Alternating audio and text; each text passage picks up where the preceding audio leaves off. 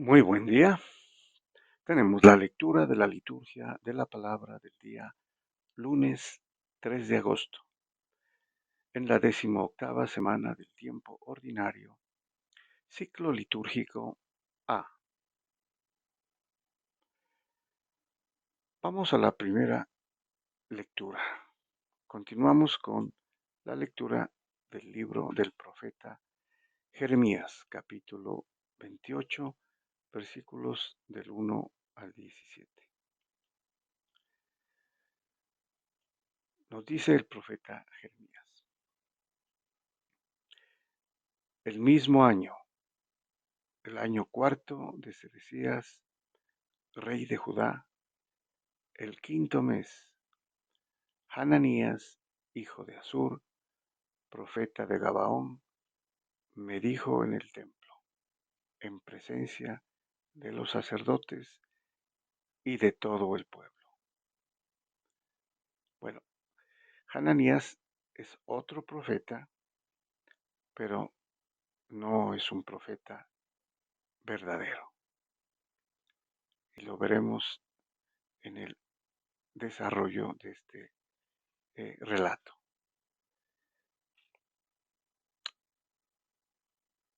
Judá ya había sido derrotado, invadido. Nabucodonosor había llevado los tesoros del templo a Babilonia y también había llevado al rey Jeconías, que era un rey joven, con mucha de la población, y había dejado en Judá un rey impuesto por él, ¿no? El rey Sedecías, y era ya el cuarto año desde que lo puso como rey. Bueno, entonces va a hablar Hananías. Esto dice el Señor del universo, Dios de Israel: he roto el yugo del rey de Babilonia. Antes de 2 años devolveré a este lugar el ajuar del templo que Nabucodonosor, rey de Babilonia, tomó de este lugar para llevárselo a Babilonia. A Jeconías, hijo de Joaquín, rey de Judá, y a todos los desterrados de Judá que marcharon a Babilonia, yo mismo los haré volver a este lugar, oráculo del Señor, cuando rompa el yugo del rey de Babilonia. Bueno, esto es todo lo contrario que había profetizado precisamente el profeta Jeremías en el capítulo anterior, ¿no? En el capítulo 27, y en los anteriores incluso, que sería un exilio eh, bastante largo, ¿no? Aquí está diciendo este profeta Hananías que solamente durará 2 años y que volverá el pueblo con los tesoros del templo. Bueno, veamos qué dice el profeta Jeremías. El profeta Jeremías respondió al profeta Hananías delante de los sacerdotes y de toda la gente que estaba en el templo. Le dijo así el profeta Jeremías: así sea, así lo haga el Señor, que el Señor confirme la palabra que has profetizado y devuelva de Babilonia a este lugar el ajuar del templo y a todos los que están allí desterrados. Pero escucha la palabra que voy a pronunciar en tu presencia y ante toda la gente aquí reunida. Los profetas que nos precedieron a ti y a mí, desde tiempos antiguos, profetizaron a países numerosos y a reyes poderosos guerras, calamidades y pestes. Si un profeta profetizaba prosperidad, solo era reconocido como profeta auténtico enviado por el Señor cuando se cumplía su palabra.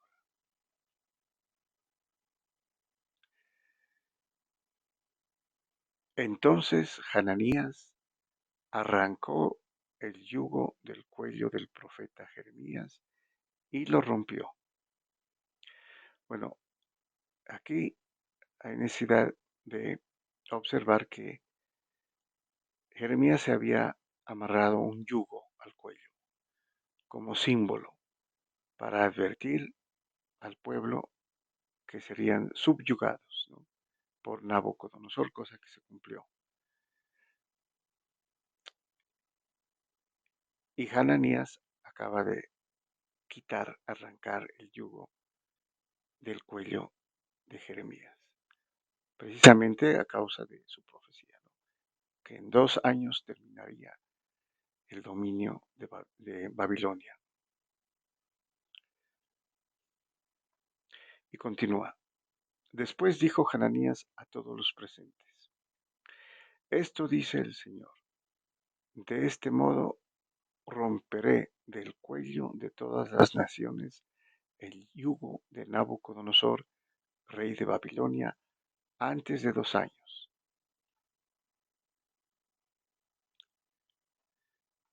El profeta Jeremías se marchó. No le dijo nada, no, no discutió con él.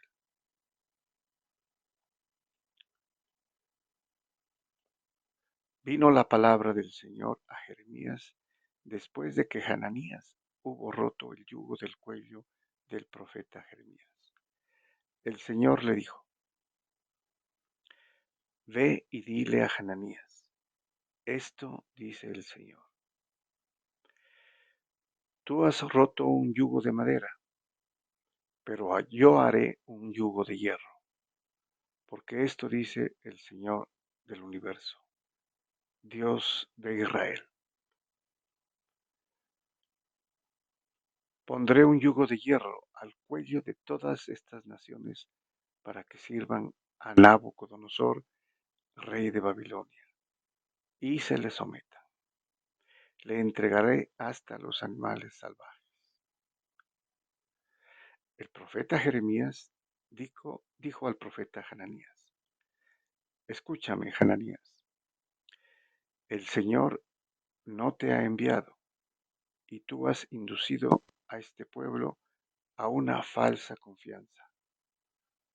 Por tanto, esto dice el Señor: voy a hacerte desaparecer de esta tierra. Este año morirás, porque has predicado rebelión contra el Señor. Y el profeta Hananías murió aquel mismo año, el 7º mes. Bueno, con esto entonces terminó la profecía de Hananías, profeta falso, ¿no? Solamente se había inventado esto como forma populista, ¿no?, para que la gente creyera en él. Y el profeta Jeremías sigue con la profecía del exilio, el destierro de los judíos de 70 años. Muy bien, pasamos al Salmo responsorial. Tenemos el Salmo 118, cuyo responso es: Instrúyeme, Señor, en tus decretos.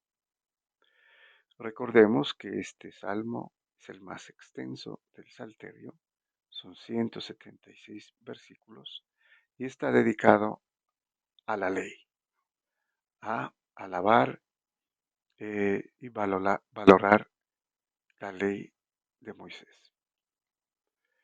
Nos dice el salmista: Apártame del falso camino y dame la gracia de tu ley. No quites de mi boca las palabras sinceras, porque yo espero en tus mandamientos. O sea, la ley para los judíos era gracia y esperanza. Esperaban en la ley, esperaban la salvación. Y continúa, vuelvan a mí los que te temen y hacen caso de tus preceptos. Bueno, este era un salmista fiel que respetaba y cumplía las leyes, ¿no? La ley de Moisés. Por eso invita a los demás a que se vuelvan, ¿no? A que se junten a él, los que temen la ley, los preceptos de Dios. Y continúa, sea mi corazón perfecto en tus decretos, así no quedaré avergonzado. Los malvados me esperaban para perderme, pero yo meditaba tus preceptos. O sea, quienes seguían la ley eran mal vistos, incluso se burlaban, ¿no? Y por eso aquí se refiere a los malvados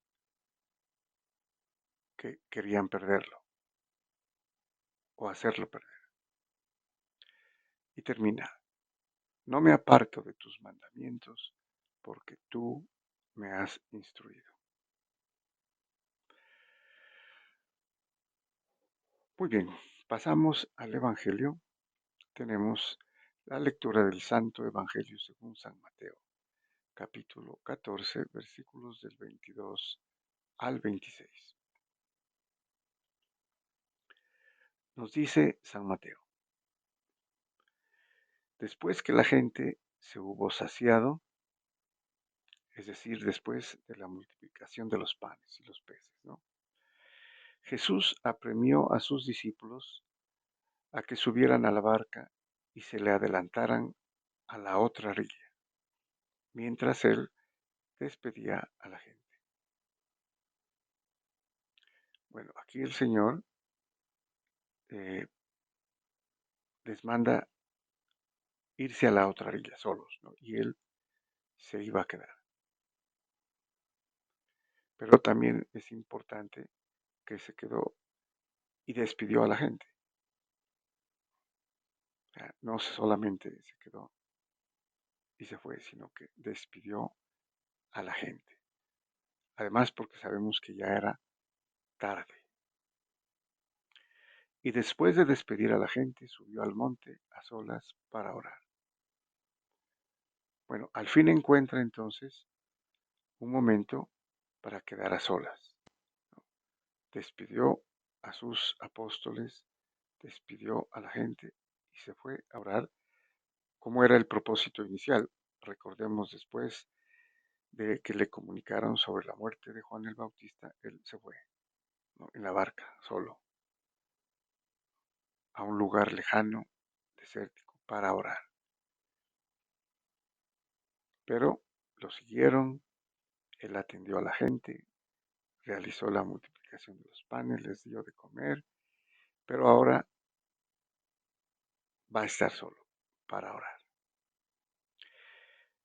Llegada la noche, estaba allí solo. Mientras tanto, la barca iba ya muy lejos de tierra, sacudida por las olas porque el viento era contrario. En los otros evangelios, como Marcos y Juan, se puede ver que habían recorrido hasta la mitad. Y ese trayecto normalmente es de unos 10 u 11 kilómetros. Eh, Estaban entonces a mitad del camino, ¿no? Y posiblemente el Señor desde el monte veía que la barca no avanzaba, porque había viento contrario.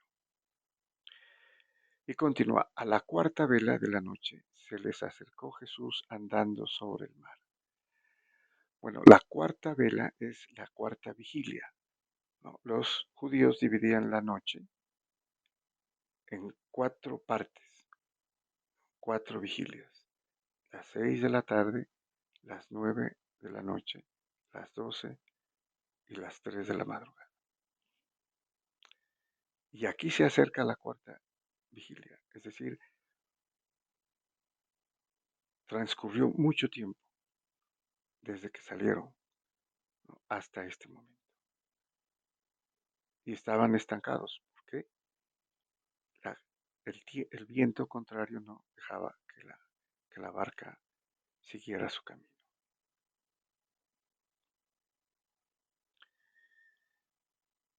Y continúa. Los discípulos, viéndole andar sobre el agua, se asustaron y gritaron de miedo, diciendo que era un fantasma. Jesús les dijo enseguida: ánimo, soy yo, no tengan miedo. Pedro le contestó: Señor, si eres tú, mándame ir a ti sobre el agua. Bueno, aquí es interesante ver la respuesta de Pedro, ¿no? Muchos dicen que se refieren en forma negativa a Pedro por lo que le va a pasar, pero esta sola respuesta de Pedro ya es un indicio de fe, ¿no?, de ímpetu, diciéndole: no quiero ir, no es que quiera ir, no es que quiero caminar sobre el agua, sino que le dice: mándame. O sea que el Señor tiene la autoridad, le concede, ¿no?, esto, que Él tiene la autoridad y el poder para mandarlo caminar y acercarse a Él. Esto es lo importante, ¿no? Mándame ir a ti. Eso es importante porque no es solamente hazme caminar sobre el agua, no, mándame ir a ti sobre el agua. Entonces aquí está Pedro, ¿no?, el primero de los apóstoles, pidiéndole ir hacia Él sobre el agua. Él le dijo: ven. Pedro bajó de la barca y echó a andar sobre el agua, acercándose a Jesús. Aquí es importante ver que sí caminó sobre el agua y acercándose a Jesús, como era su solicitud, ¿no?, acercarse a Él, no solamente caminar sobre el agua como un espectáculo, sino ir a Él sobre el agua, ir a Jesús. Pero al sentir la fuerza del viento, le entró miedo, empezó a hundirse y gritó: Señor, sálvame. Enseguida Jesús extendió la mano, lo agarró y le dijo: hombre de poca fe, ¿por qué has dudado? Bueno, aquí observemos que, si bien es cierto, Pedro tuvo arrojo, fe, valor, pero dudó en lo más pequeño, en el viento, ¿no? Caminó sobre el agua, se dirigió a Jesús, como era su intención al pedírselo, pero dudó por el viento y entonces empezó a hundirse y gritó: Señor, salva. Y el Señor, ante esta petición, lo agarró y lo sacó, diciéndole: hombre de poca fe, ¿por qué has dudado? O sea, dudó en el momento menos pensado, ¿no?, por el viento. En cuanto subieron a la barca, amainó el viento. Los de la barca se postraron ante él diciendo: realmente eres hijo de Dios. Terminada la travesía, llegaron a tierra en Genezaret.